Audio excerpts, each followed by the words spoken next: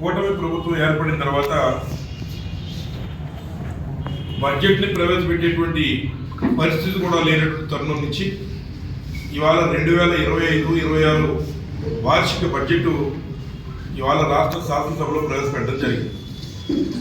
ముఖ్యంగా కార్లకి ఫ్యాన్సీ నెంబర్లు వేసుకున్న విధంగా ప్రభుత్వానికి ఎక్కడ చిత్తశుద్ధి అనేటువంటిది లేకుండా కేవలం ఒక ఫ్యాన్సీ నెంబర్ ప్రజలకు తెలియజేసే విధంగా ఈరోజు 3,22,359 కోట్ల రూపాయలతో ఇవాళ బడ్జెట్ ప్రవేశపెట్టిన విషయం మీ అందరికీ తెలిసిందే. సరే కొని ప్రవేశపెట్టారు.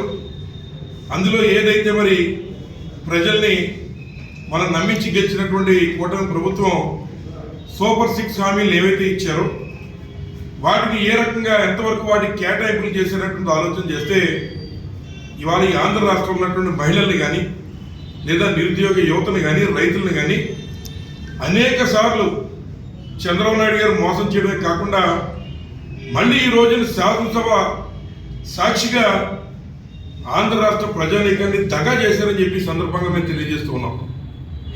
ఎందుకు ఈ మాట తెలియజేస్తూ చెప్తున్నామంటే మరి ఒక్కసారి కేటాయింపులు చూస్తే మరి ఏదైతే మహిళలకి 0 వడ్డీకే మేము రుణాలు ఇస్తామనేటువంటి మాట ఎన్నికలు 10 లక్షల వరకు మరి 0 వడ్డీకే మేము రుణాలు ఇస్తామని చెప్పినటువంటి నారా చంద్రబాబు నాయుడు గారు ఇవాళ బడ్జెట్లో ఎక్కడ కూడా వారి ప్రస్తావన కూడా లేదని చెప్పి సందర్భంగా తెలియజేస్తున్నాం.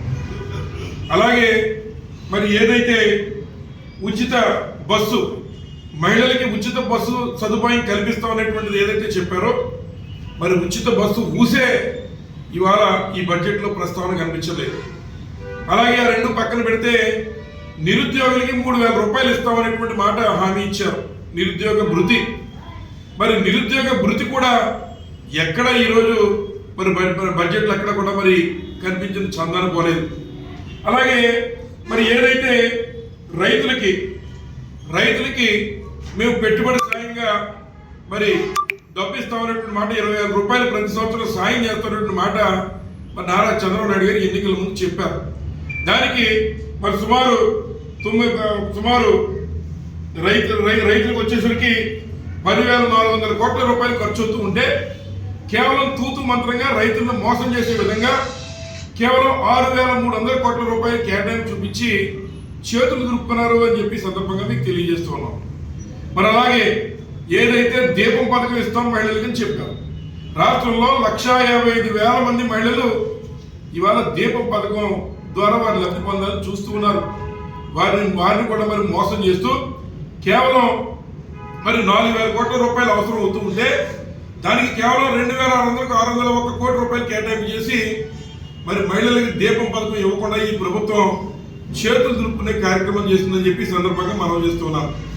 మరి అలాగే అందరూ మాట్లాడుకునేటువంటి జగన్మోహన్ రెడ్డి గారు ప్రవేశపెట్టినటువంటి ధరల స్థిరీకరణ నిధి ఏదైతే రైతులకి గిట్టుబాటు ధర రానప్పుడు వారిని ఆదుకునేటువంటి దానికి జగన్మోహన్ రెడ్డి గారు ఒక ప్రత్యేకమైనటువంటి నిధిని ఏర్పాటు చేసి 3,000 కోట్ల రూపాయల జగన్మోహన్ రెడ్డి గారు టైంలో ఎలకేట్ చేసి రైతులు ఆదుకునే కార్యక్రమం వారు చేస్తే ఈ ప్రభుత్వం కేవలం 300 కోట్ల రూపాయలు ఈ రోజున ఎవరైతే మరి మిర్చి రైతులు కానీ ఇంకా అనేక మంది రైతులు మరి కనీస ధరలు లేక ఇబ్బందులు పడుతూ ఉంటే కేవలం 300 కోట్ల రూపాయలు ఇచ్చి చేతులు దులుపుకునే కార్యక్రమం చేస్తున్నారు.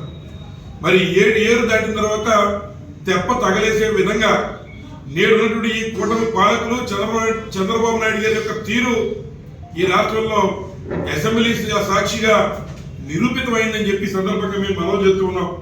మరి అలాగే తల్లికి వందనం మరి చంద్రబాబు నాయుడు గారు కూడా చెప్పారు. ఏదైతే ఎమ్మెల్సీ ఎన్నికలు ఉన్నాయో ఎమ్మెల్సీ ఎన్నికల ముందు అసెంబ్లీలో మనం మాటలు చెప్పేది మళ్ళీ ఎన్నికలు అయిన తర్వాత మళ్ళీ ఎమ్మెల్సీ పోలింగ్ అయిన వెంటనే మళ్ళీ మాటలు మార్చేస్తూ ఉన్నారు.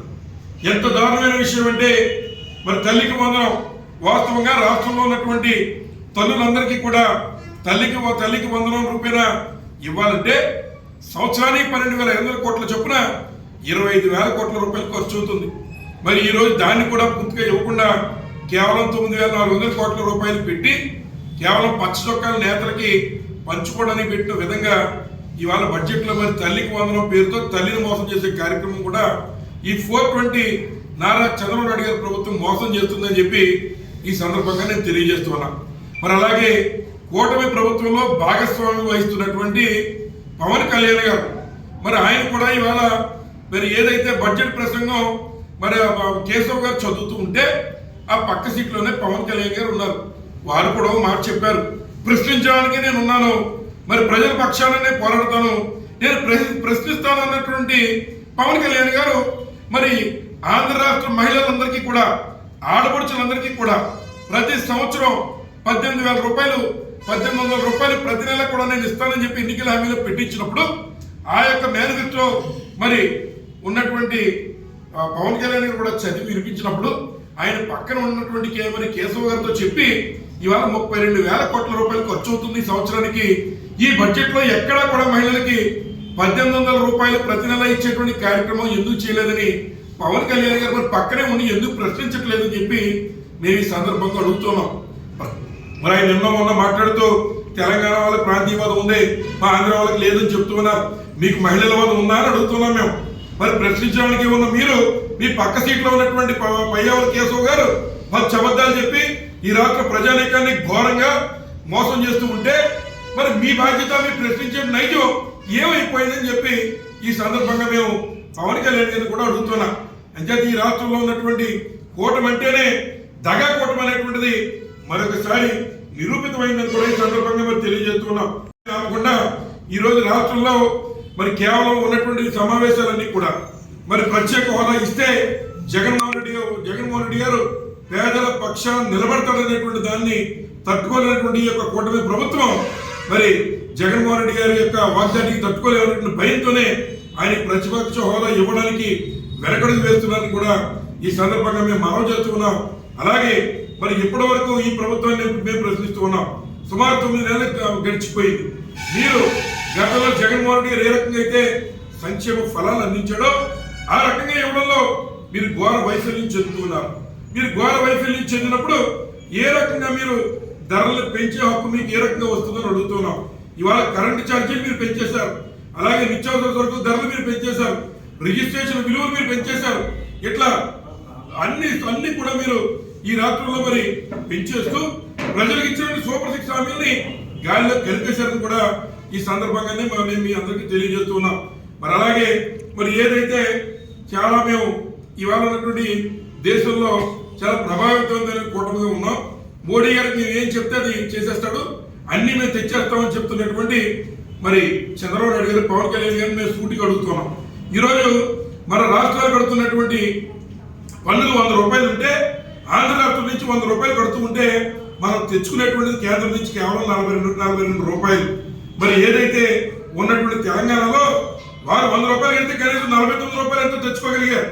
ఇవాళ కూటమికి సమర్థించేటువంటి మీరు కనీసం తెలంగాణతో కూడా పోటీ పడలేకపోతున్నారని చెప్పి ఈ సందర్భంగా మరి తెలియజేస్తున్నాం. మరి అలాగే ఏదైతే ఉత్తరప్రదేశ్ కానీ గుజరాత్ కానీ ఉంటే వారు 100 రూపాయలు పన్ను కడుతూ ఉంటే 900 రూపాయలు తెచ్చుకుంటూ ఉన్నారు.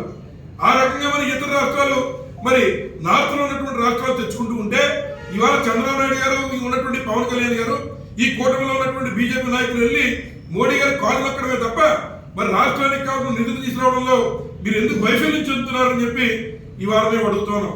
మీకు నిజంగా ఈ ఆంధ్ర రాష్ట్రంలో ఉన్నటువంటి మహిళల మీద కానీ లేదా ఉన్నటువంటి నిరుద్యోగుల మీద కానీ లేదా ఈ రాష్ట్రంలో ఉన్నటువంటి మరి రైతుల మీద కానీ మీకు చిత్తశుద్ధి ఉంటే మరి నిధులు మీరు తేవాలి కదా అని అడుగుతున్నాం.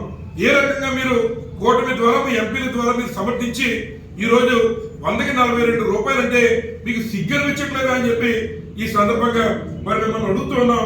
మరి అలాగే కేవలం ఈ రోజున ఈ యొక్క ప్రజల్ని మోసం చేయడం కోసమే మేము అధికారంలోకి వచ్చామనే విధంగా రైతుల్ని కానీ మహిళల్ని కానీ ఉన్నటువంటి నిరుద్యోగుల్ని కానీ మోసగిస్తూ ఇవాళ ప్రవేశపెట్టినటువంటి బడ్జెట్ కూడా మరి చంద్రబాబు నాయుడు గారు మరొకసారి ఆంధ్ర రాష్ట్ర ప్రజానీకాన్ని ఎమ్మెల్సీ ఎలక్షన్లు అయిన వెంటనే మళ్ళీ ఘోరంగా మోసం చేశారనడానికి ఈ రోజు ప్రవేశపెట్టినటువంటి బడ్జెటే ఒక ప్రత్యక్ష ఉదాహరణ అని చెప్పి సందర్భంగా తెలియజేస్తూ మరి ఎటువంటి కేటాయింపులు కూడా మరి సామాన్యులు చేయకుండా ఏదైతే మరి బీసీలకు కానీ ఉన్నటువంటి వారికి ఏదైతే మరి పెన్షన్లు ఇస్తామని మీరు చెప్పారో ఆ పెన్షన్లకి కేవలం ఏదైతే వృద్ధాప్య పెన్షన్ ఒకటి చెప్పుకుంటున్నారు కానీ మరి బలహీన వర్గాల వారికి 50 సంవత్సరాలు అయితే పెన్షన్ ఇస్తామన్నారు. ఎక్కడ ఇస్తున్నారని అడుగుతున్నాం, ఎక్కడ ఏ కోటాలో పెట్టారని అడుగుతున్నాం. మరి ఈ కేటాయింపులన్నీ కూడా కేవలం పత్రికల్లో ప్రచురించుకోవడానికి తప్ప ఏది కూడా ఇంప్లిమెంట్ చేసేటువంటి శ్రద్ధ ఈ కూటమి ప్రభుత్వానికి లేదని ఈ సందర్భంగా తెలియజేస్తున్నాం. ఎందుకంటే గతంలో తల్లి వందనం అనేటువంటి విధంగా మీరు మరి బడ్జెట్ లో ప్రవేశపెట్టి దాన్ని ఇంప్లిమెంట్ చేయకుండా కూడా మీరు మరి చేతులు కడిగేసుకున్నారు. మరి అదే విధంగా ఈ రోజు కూడా కేవలం ప్రజల్ని తృప్తిపరచడానికి ఏదో అరకొరగా నిధులు వెచ్చించి కేవలం ఈ రాష్ట్రంలో అవినీతి తాండవించేలా కేవలం ఇవాళ అసెంబ్లీ అంటే లోకేష్ కి భజన చేసేటువంటి ఒక సభగా మీరు దాన్ని మార్చేశారని చెప్పి ఈ సందర్భంగా తెలియజేస్తున్నాం. మరి లోకేష్ గారు కూడా ఏమైనా ఈ స్కీమ్స్ ఇంప్లిమెంట్ చేయకపోతే మా కాలర్ పట్టుకోండి అని చెప్పి కూడా గతంలో చెప్పారు. మరి ఎంతమంది వారి కాలర్ పట్టుకోవాలి? ఇవాళ ఉన్నటువంటి పవన్ కళ్యాణ్ గారే మరి లోకేష్ గారి కాలర్ పట్టుకోవాలి. ఏం చేద్దంటే మరి వారు ఈ ప్రభుత్వం కూటమి ప్రభుత్వం తప్పు చేస్తున్నప్పుడు ఎవరినన్నా ప్రశ్నించే నైజం కలిగినటువంటి మరి పవన్ కళ్యాణ్ గారే లోకేష్ కాలర్ పట్టుకోవాలని చెప్పి సందర్భంగా మేము మరి వ్యాఖ్యానిస్తూ ఉన్నాం. అలాగే ఏదైతే మరి లోకేష్ గారు ఒక అసమర్థుడైన నాయకుడిని ఈ రోజు ఒక డమ్మీ ఈ రాష్ట్రంలో ఏదో డిప్యూటీ చైర్మన్ గానో లేదా డిప్యూటీ సీఎం గానో లేదా ముఖ్యమంత్రి గానో తీసుకురావడం కోసం మరి ఇవాళ ప్రయత్నాలు చేస్తున్నారు. పప్పు శుద్ధాన్ని అంగీకరించడానికి ఆంధ్రప్రదేశ్ ప్రజలకు సిద్ధంగా లేరు. తప్పనిసరిగా రాబోయేటువంటి కాలంలో ఈ యొక్క స్కీములు ఇంప్లిమెంట్ చేయకపోతే తప్పనిసరిగా తగిన విధంగా ఈ కూటమి ప్రభుత్వానికి బుద్ధి చెప్పే విధంగా మరి ఈ యొక్క రాబోయేటువంటి కాలంలో ప్రజల రకంగా ఉంటారని చెప్పి సందర్భంగా తెలియజేస్తూ ఇక నియోజకవర్గ వ్యాప్తికి వస్తే కొత్తపేట నియోజకవర్గం మొన్ననే పేపర్లో కూడా చూసాం. మరి ఏదైతే ఉన్నటువంటి మంత్రులందరికీ ఏదో ర్యాంకులు ఇచ్చారు నారా చంద్రబాబు నాయుడు గారు, వారిని మేము అడుగుతున్నాం. మరి అవినీతిలో కూడా ర్యాంకులు ఇవ్వమని అడుగుతున్నాం. అవినీతిలో ర్యాంకులు ఇస్తే రాష్ట్రంలో మొట్టమొదటి ర్యాంకు నారా లోకేష్ గారికి వస్తుందని చెప్పి సందర్భంగా మనం చేస్తూ ఉన్నాం. వారి వెనకాలే ఒక్కదోక వంకరంటే ఆ తోకకు నీస్తున్నటువంటి రెండో స్థానం స్థానికంగా ఉన్నటువంటి బండారు సత్యేంద్రరావు గారికి వస్తుందని ఈ సందర్భంగా తెలియజేస్తున్నాం. ఎందుకంటే ఈ నియోజకవర్గంలో ఉన్నటువంటి ఇసుక రీచుల్లో మరి ప్రభుత్వం ఏమో ఫ్రీగా మీకు తోలుకొండను పక్క చెబుతూ ఉంటే వాటిని పక్కన పెట్టి ఈ రోజున ఏదైతే ప్రభుత్వం ఆదేశం ఒకటైతే ఇక్కడ జరిగేటువంటిది ఒకటైతే చందంగా ఇవాళ ఇసుక రీచులు కానీ మట్టిని కానీ మొత్తం కూడా అమ్మేసి మరి మొత్తం మిఠాయి పొట్టలు చుట్టి జేబులో పెట్టేస్తున్నారు బండారు సత్యేంద్రరావు గారు అని చెప్పి ఈ సందర్భంగా మేము తెలియజేస్తున్నాం. జొన్నాడ కానీ ఇంకా ఇతర ప్రాంతాల్లో మరి సామాన్యులు తెచ్చుకునేటువంటి చోట ఎవరన్నా ప్రభుత్వ ఆదేశాలని దృష్టిలో పెట్టుకుని ఎవరన్నా తెచ్చుకుంటే వారి మీద కూడా కేసులు పెట్టి ఇవాళ యొక్క నియోజకవర్గంలో ఎవరైతే లేబర్ ఉన్నారో లేబర్ బతికేటువంటి ర్యాంపులన్నీ కొట్టి కేవలం సెమీ మెకనైజేషన్ మీద కొన్ని పర్మిషన్లు తెచ్చామని చెబుతూ మొత్తం ఉన్నటువంటి నేచురల్ రిసోర్సెస్ అన్ని కూడా లూటీ చేస్తున్నారు ఈ నాయకులు అని చెప్పి ఈ సందర్భంగా మీకు తెలియజేస్తూ మరి ఏదైతే రేపు మళ్ళీ ఏదైనా దీని మీరు మీ చెప్తాల చేత వీటి చేత ప్రెస్ మీట్లు పెట్టేటప్పుడు మీరు సూపర్ 6 లో ఎన్ని అమలు చేస్తున్నారో చెప్పి మీరు కూడా ప్రెస్ మీట్లు పెట్టాలని చెప్పి ఈ సందర్భంగా కోరుతూ సెలవు తీసుకుంటాం.